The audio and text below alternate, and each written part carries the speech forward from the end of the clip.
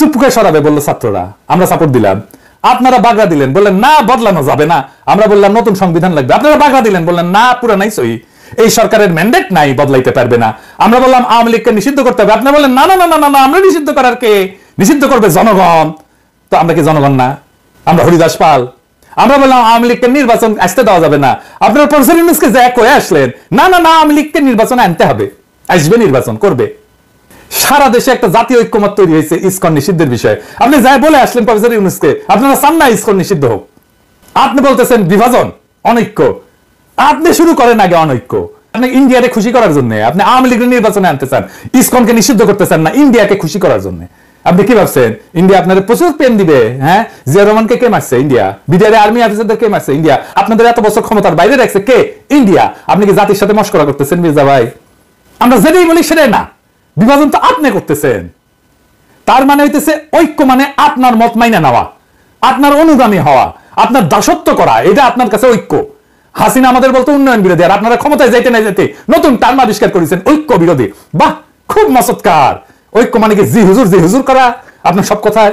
আমরা কি আপনার দলের কর্মী যে থাপ্পড় দিবেন সবার সামনে, আর আমরা বলবো আহা আহা কর্তা আমাকে থাপ্পড় মারিছে, দেখিস আমার কত আদর করে, বাপের মতো শাসন করে? এটা কমো? আপনি কি আসলে প্রকাশ্যে কাউরে থাপ্পড় মারতে পারেন? না, পারেন না। কোন এথিক্যাল মডার্ন স্ট্যান্ডার্ডে আপনি পারেন না। আপনারা গান্ধী বলে ট্রল করতে পাবলিককে, জানেন কিনা জানি না, আপনি থাপ্পড় মাইরা সে ট্রল করা বন্ধ করে দিলেন। আপনি দেশের ঐক্যের কথা বাদই দেন, আপনি দলের ভিতরে ঐক্য রাখতে পারছেন? আসেন দেখি। হাসিনা পলানোর পরে আপনার দলের অন্তর্কোন্দলে 19 জন নিহত হয়েছে, আহত হয়েছে 556 জন, আমি গুনছি। এডিটর সাহেব দেখান, একটার পর একটা নিউজ দেখান, দেখান এডিটর সাহেব কতজন নিহত হয়েছে, যোগ কইরা দেখান।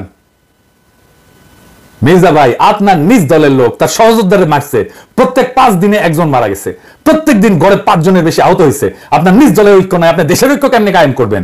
আমাদের অনেকের জন্য দোষ দিতেছেন। আপনার ঐক্য নিয়ে কথা বলার কোনো বিন্দু মাত্র নৈতিক অধিকার আছে? আপনি আওয়ামী লীগকে নির্বাচন করাবেন, চুপ্পুকে রাখবেন, হাসিনার সংবিধান রাখবেন, ইসকনকে রাখবেন, ডেইলি স্টার প্রথম আলোর মতো ভারতের 1 নম্বর অ্যাসেট বাঁচাইবেন, তার পক্ষ হয়ে আমাদের উপরে ঝাঁপায় পড়বেন, তারপর আবার বলবেন ঐক্য চাই না। তার মানে আমাদের কোনো রাজনীতি থাকবে না, আমাদের আপনার রাজনীতি করতে হবে। শেখ মুজিব যেমন পাহাড়ে যায় বলছিল তোরা সবাই বাঙালি হয়ে যায়, আমাদের কি সবাই বিএনপি বানাবেন আপনি? আমরা বিএনপি করবো না। রাজশাহী যখন পলিটিক্স করতাম, ছাত্র রাজনীতি করতাম, তখন ছাত্র দলের এক নেতা হয়েছিল যে আমরা বিএনপি করি, গল্লিক খাই, গল্লিক। হ্যাঁ, তা আমরা তো গল্লিক খাবো না। আর গল্লিক না খাইলে আপনি কইবেন ঐক্য নষ্ট করতেছি। হাসিনার চাইতে কোন ক্ষেত্রে ভালো আপনি? আমাদের দেশপ্রেম নিয়ে খোটা দেন মির্জা ভাই। হ্যাঁ, মিনাকি ভট্টাচার্যের কোনো দেশ নাই, সে রাষ্ট্রহীন রিফিউজি। সারা দুনিয়া আমার দেশ, আমার আলগায় কোনো দেশপ্রেম নাই। আমার মাতৃভূমি, মানুষের প্রতি কর্তব্য আছে, সেই কর্তব্য পালন করি। আপনারা মন্ত্রী হবেন, সরকার বানাবেন, আমরা যে জায়গায় ছিলাম সেখানেই থাকবো। আর আমরা যদি আপনাদের মতো ক্ষমতার কাঙ্গাল হইতাম, তাইলে আপনাদের লাঠি ঝাঁটা খায়া হইলেও আপনাদের সাথে এখনো ঘষ্টাঘষ্টি করতাম। আপনারা ক্ষমতার অলিন্দে উঠতে যাইতেছেন, এমন মহেন্দ্রক্ষণে আপনাদের সাথে সম্পর্ক নষ্ট করতাম না। এই বান্দা মানুষের পক্ষে থাকবে, এই বান্দা ক্ষমতার। আপনারা আপনাদের ঐতিহ্য ধরে রাখছেন। 1975-এর 15 আগস্টের নায়কদের ওন করেন নাই, তাদেরকে ফাঁসিতে যাইতে দিচ্ছেন, ছায়া ছায়া দেখছেন। দীর্ঘদিনের জোট সঙ্গী ইসলামী দল জামাতের হাত ছেড়ে দিচ্ছেন। 2013-র 5ই মে আপনাদের কথা ছিল না আপনারা মাঠে নামবেন, আলেমরা আপনাদের ভরসায় আইসা বেঘরে মারা গেল, কোনোদিন সরি বলছেন? আমাদের পিঠে ছুরি মারবেন, এটা নতুন কি? হ্যাঁ, আমরা কেউই নিজেদের জনপ্রিয় বলে মনে করি না। আমরা জনতার কণ্ঠস্বর, যে কণ্ঠস্বর আপনারা শুনতে চান না সেই কণ্ঠস্বর। জনতার নেতা বানায়, জনপ্রিয়তা জনতার কাছ থেকে আসে। যারা তার কাছাকাছি তারাই জনপ্রিয় হয়, তাদেরকেই পছন্দ করে, তাদেরকেই ভালোবাসে। আপনাদের তো আমাদের দরকার নাই। আমরা তো ক্যানন ফোডার, জানেন তো, খরচাযোগ্য। মানে জানেন ক্যানন ফোডার এই শব্দটার মানে? এটা একটা সামরিক পরিভাষা। এটা খুব অল্প ট্রেনিং পাওয়া সৈন্যদের ক্ষেত্রে বোঝানোর জন্য ব্যবহার করা হয়। যারা যুদ্ধে শত্রুর কামানের গোলার আঘাতে প্রথম সারিতে মারা যাওয়ার জন্য তাদেরকে পাঠানো হয়, মানে কামানের খাদ্য আর কি। এইটা সাধারণত সেই সৈন্যদের জন্য বলা হয় যারা সংখ্যায় বেশি, কম প্রশিক্ষিত বা কম গুরুত্বপূর্ণ। তাদেরকে কৌশলগতভাবে শত্রু আক্রমণ ঠেকানোর জন্য মূল বাহিনীকে সুরক্ষিত রাখতে ব্যবহার করা হয়। মূল বাহিনীর সামনে ক্যানন ফোডাররা থাকে, এবং আধুনিক সময়ে ক্যানন ফোডার শব্দটার রূপক অর্থে ব্যবহার করা হয়, যেখানে এমন লোকদেরকে বোঝায় যাদের সহজে খরচাযোগ্য মনে করা হয়। কোনো উচ্চতর লক্ষ্য অর্জনের জন্য তাদেরকে ব্যবহার করা হয়। তাদের জীবন বা মূল্যকে যথেষ্ট গুরুত্ব দেওয়া হয় না। যেমন আপনাদের আন্দোলন সংগ্রামে রক্ত দেওয়ার সময় মাদ্রাসার ছাত্রদের লাগে, গরিব মানুষদের লাগে, গরিব মানুষের পোলাদের লাগে, তারপরে যে ক্ষমতায় বসেন আপনারা এলিটেরা।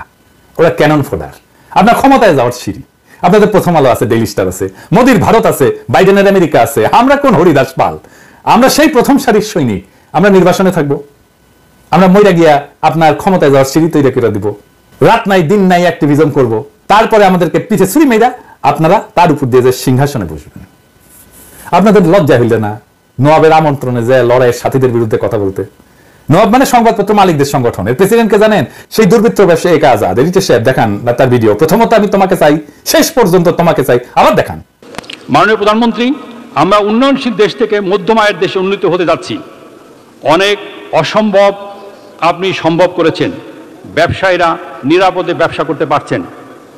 আপনি রাজনীতিক স্থিতিশীলতা এনেছেন। স্থিতিশীলতাই সমৃদ্ধি ও শান্তি আনে। এই জন্যই বলি শেখ হাসিনার সরকার বারবার দরকার। তাই শিল্পী কবির সুমনের জনপ্রিয় গানের ভাষায় বলতে চাই, প্রথমত আমি তোমাকে চাই, শেষ পর্যন্ত আমি তোমাকে চাই, ভীষণ অসম্ভবও তোমাকে চাই। জয় বাংলা, জয় বঙ্গবন্ধু। এর আমন্ত্রণে যে এক কথা বলে রাজনৈতিক দলের লোকেরা। নবাবের মিটিং এ তো আপনাদের যা প্রশ্ন করা উচিত ছিল যে ফ্যাসিবাদের সময় অধিকাংশ গণমাধ্যম মালিক খুনি হাসিনা সরকারের পক্ষ নিছে, এই বিষয়ে নবাবের বক্তব্য কি? আপনাদের তো প্রশ্ন করা উচিত ছিল হাসিনার দুঃশাসনে বন্ধ করে দেওয়া পত্র পত্রিকা টেলিভিশন চ্যানেলগুলোর ক্ষেত্রে তখন নবাবের ভূমিকা কি ছিল? আমার দেশ বন্ধ হয় নাই?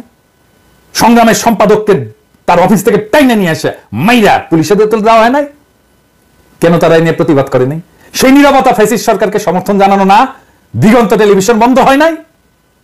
বেশিরভাগ গণমাধ্যম মালিক সাংবাদিকতার পেশার সাথে সরাসরি জড়িত না, কিন্তু মালিক বইনা বসছেন। তারা বছরের পর বছর লোকসানের অজুহাত দেখায় সাংবাদিক এবং সংবাদকর্মীদের ন্যায্য মজুরি এবং প্রাপ্য সুবিধা থেকে বঞ্চিত করে। তাহলে কোন স্বার্থে তারা কোটি কোটি টাকা লোকসানের পরেও গণমাধ্যমে বিনিয়োগ করতেই থাকেন?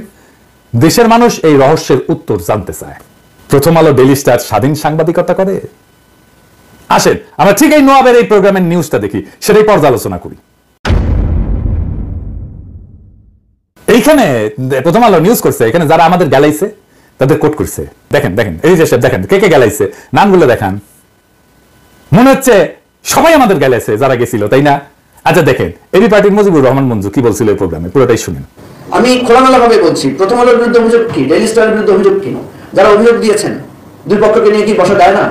কেউ কি বসার উদ্যোগ নিয়েছেন? বসেন, কথা বলেন। যদি সত্যিকার অর্থে আমাদের কোনো ব্যাড রিপোর্টিং এর কারণে কেউ যদি ক্ষতিগ্রস্ত হয়, আমরা কেন তাকে সরি বলবো না? কেন সেটা সমাধান করবো না? আমরা যে জিনিসটা টেবিলে সমাধান করা যায় সেই জিনিসটাকে আমরা মতাদর্শিক দ্বন্দ্ব, ব্যবসায়িক দ্বন্দ্বে রূপান্তরিত করি। মুজিবুর রহমান মঞ্জুর এই কথা আছে এখানে, লিখছে এই কথা, লিখে নাই। এটাই হইতেছে ন্যারেটিভ তৈরি। মুজিবুর রহমান মঞ্জুর কথা সাবটেক্স করছে, ঢাইকা দিছে, তার কণ্ঠস্বরকে ঢাইকা দিছে।